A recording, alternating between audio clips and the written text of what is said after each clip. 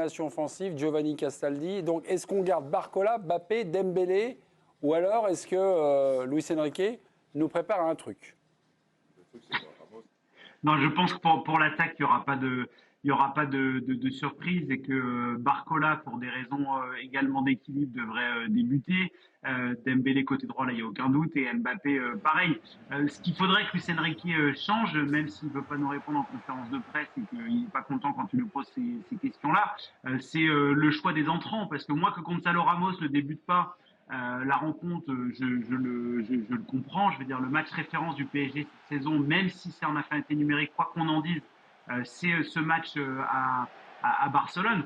En revanche, qu'à la 60e minute de jeu, à la place de Kolo Muani, qui est à l'envers et qui a vraiment un niveau catastrophique depuis le mois de janvier avec le Paris Saint-Germain, ne rentre pas, ça me paraît logique. Mais sur le départ, je pense que ce trio-là, il faut pas y toucher et c'est pas le sens de l'histoire que Luis Enrique le change quand on sait l'affection qu'il a pour Ousmane Dembélé et Bradley Barcola et Mbappé sur les gros matchs, on a bien compris, sur la gestion, il est intouchable. Bernard, vous pouvez abattre votre dernière carte. Vous, à mon avis, en numéro 9, vous vouliez avoir un vrai spécialiste du poste, Gonzalo Ramos. Alors, c'est vrai que le match de référence, mais c'était à Montjuic, c'était à l'extérieur. Une grosse partie du match quand même à 11 contre 10. Après, c'est une question d'équipe. Là où ça fausse un peu, mais c'est la télévision et tu l'as fait très bien, c'est de dire on prend par ligne. Non. J'entends les arguments de Giovanni. Effectivement, Barcola à gauche, il a cette capacité à plus défendre. Mais là, tu peux imaginer que la physionomie du match sera différente. Je rappelle quand même qu'il est dans l'obligation de marquer et que moi, avoir joué Ramos sur tout ce qu'il a montré avec un vrai point de fixation dans l'axe et mettre à côté Mbappé sur la gauche, on le sent quand même plus à l'aise à gauche que dans l'axe. Et ça s'est vu lors du match aller. Ça ne me paraît pas complètement surréaliste. Ou alors, en tout cas, de pouvoir faire rentrer Gonzalo Ramos. Voilà, même si... Quand à la 60e, il commence à faire son premier changement offensif, que ça ne devienne pas une nouvelle fois Randal Kolo Muani qui rentre à la place de Gonzalo Ramos. Si à 0-0, il faudra rentrer Ramos. Je vous relance, Bernard, parce que votre question sur le milieu de terrain était liée au choix du numéro 9. Vous avez abattu votre carte Gonzalo Ramos. On revient juste un peu au milieu de terrain avec vous. Vous aurez peut-être souhaité que Ruiz ne joue pas et que c'est Kang-in Lee qui joue. Je vous ai bien compris ou pas? Moi aussi. Oui, et pourquoi donc? Après, encore une fois, ce que j'expliquais tout à l'heure, c'est que je ne suis pas aux entraînements non plus. Donc ça dépend beaucoup aussi de l'état de forme. Non, mais de l'état de forme de l'un et de l'autre. Parce que moi, j'ai dit pas Danilo au coup d'envoi, parce que sur les états de forme et la prestation qu'il a eu. Après, je rejoins Yvan sur le profil de joueur. Effectivement, ça semble être le plus adapté. Mais Lee, il a cette capacité quand même de créer quelque chose sur des accélérations, sur des passes. Plus dynamique que Ruiz. Il a ce truc-là où c'est difficile de l'être moins. Il peut te déstabiliser un bloc, il peut te trouver une solution de passe, peut-être de façon plus surprenante, plus inattendue que. Il peut aussi marquer des buts lui-même, parce que c'est quand même quelqu'un qui marque des buts. Et il faut gagner. Il peut amener plus de diversité, je trouve. Giovanni, mais c'est encore une question d'équilibre. Moi, je ne comprends pas. Je trouve que la vie est quand même plus simple quand tu joues avec un véritable neuf. Haaland, on peut dire tout ce qu'il veut, tout ce qu'on veut. Il n'a pas été très bon en Ligue des Champions, mais quand il est là, les deux centraux, ils sortent pas sur les milieux de terrain pour les empêcher de frapper. C'est un danger. Et Ramos peut aussi peut-être, en étant là, faire un effort et gêner la première relance de Hummels, qui a fait ce qu'il a voulu au match aller, touchant 70 ballons et étant la première lampe de Rancement. Si vous laissez Hummels se jouer tranquille... C'est quand même incroyable de ne pas mettre Ramos et Mbappé si on dit qu'il est meilleur à gauche. Ce qui est, autant mettre le meilleur joueur si c'est l'un des meilleurs joueurs du monde, comme on le dit, et sous prétexte... Il faut qu'il défende aussi, quoi. Je veux dire, il faut qu'il fasse les efforts. Enfin, ce que je comprends pas, c'est que, Luis Enrique a essayé de le piquer. Il a dit encore en conférence de presse là. On l'a d'ailleurs. Même les stars mondiales doivent défendre. Même les stars mondiales doivent. C'est pas innocent. C'est une manière parce que les stars mondiales, il n'y en a pas 10 000 quand même sur le marché, quoi. C'était pour Mbappé. Donc, je comprends pas. Il l'a fait retour si Mbappé. Bien sûr. Mais cela dit, Mbappé.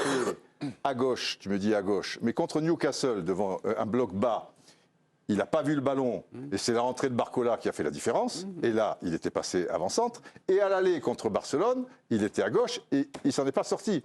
Donc peut-être que Luis Enrique se dit aussi, contrairement à ce que j'entends de la presse en général, ou à gauche, c'est fantastique aussi, les trucs, tu vois. Ouais. Mais d'un autre côté, tu dois marquer, et tu penses que Dortmund va jouer relativement bas. Ils l'avaient fait, ils vont jouer bas.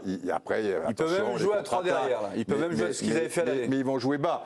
Il faudra un peu de monde dans la surface de réparation. Alors c'est vrai que tu as des ailiers qui ne centrent pas beaucoup d'une manière générale. Dembélé, Mbappé, ils ne centrent pas beaucoup. Mais au moins, quand à droite, tu vois, tu as Dembélé, Hakimi, ça marche quand même. Il y a des possibilités de centre et tout. Si tu en as deux, parce que Mbappé, il est fort pour ça, il rentre, il est un petit peu en embuscade au 18 ou des choses comme ça.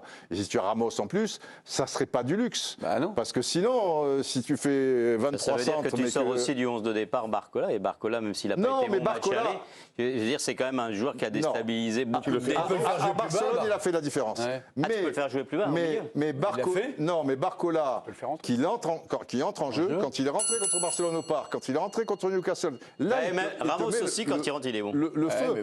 Giovanni, mais à un moment, il faut les faire rentrer.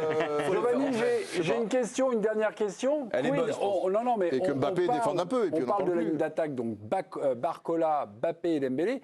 Quid de Marco Asensio? Est-ce que là encore, Luis Enrique a une réflexion sur son espagnol? Il adore l'espagnol pour le coup, Marco Asensio. Moi, je pense que si jamais il débute, ça pourrait être une énorme surprise. Mais ouais, il aime tellement ce joueur-là que c'est pas aussi inimaginable de penser qu'il peut débuter plus bas, parce que pour le coup, je crois que c'est Bernard qui parlait du milieu de terrain avec le profil de Kanguinli dans la création, etc. Parce qu'il va vouloir énormément de possession, jouer très haut, aller chercher très haut sur le pressing. C'est pas non plus inenvisageable qu'il l'incorpore dans le cœur du jeu. Ce qui est sûr, c'est qu'on nous fait le coup à chaque fois sur les retours, sur les mises en place, sur les retours qu'on a à l'entraînement. Avant les matchs importants, il y a toujours le nom de Marco Asensio qui circule en option, parce que c'est vraiment un joueur qu'apprécie Luis Enrique à différents postes. C'est pas seulement en faux numéro 9, c'est aussi en faux numéro 10 dans le milieu de terrain. Donc voilà. Mais comme d'habitude, il y a beaucoup d'incertitudes avec Luis Enrique. Mais il ne faut pas exclure Marco Asensio, c'est une certitude. Bonne nuit, Giovanni. Et merci, Giovanni. Tu peux démonter ton faux décor derrière et retourner dans ton château. Mais tu ne la fais pas, nous, celle-là. Dans son F12. Merci beaucoup. Son petit gilet sans manche magnifique. En tout cas, les amis, la tendance donnée par Giovanni Castaldi, c'est que la tendance, c'est qu'il n'y a pas de changement. Pas de tendance. Ou Non, pas fondamentalement de Ce qui est changement. fou, c'est que tout le monde voudrait faire attaquer Ramos, que Ruiz ne jouait pas, que ce soit Kanguinli ou Asensio, et qu'il y ait des vrais changements. Et au final, il va jouer comme il veut jouer lui. Au final, Heureusement d'ailleurs. Non, mais il faut avoir quelques... Pas pour faire ça comprendre. mais qui ne semble pas être pour nous tous la bonne formule. Non, mais après, bon. C'est pour ça qu'il ne nous respecte pas beaucoup. Parce que sur le match aller, je veux dire, pour une fois, Luis Enrique, il a fait l'équipe que tout le monde attendait, que tout le monde souhaitait. Oui. Et il a perdu. Et il a perdu.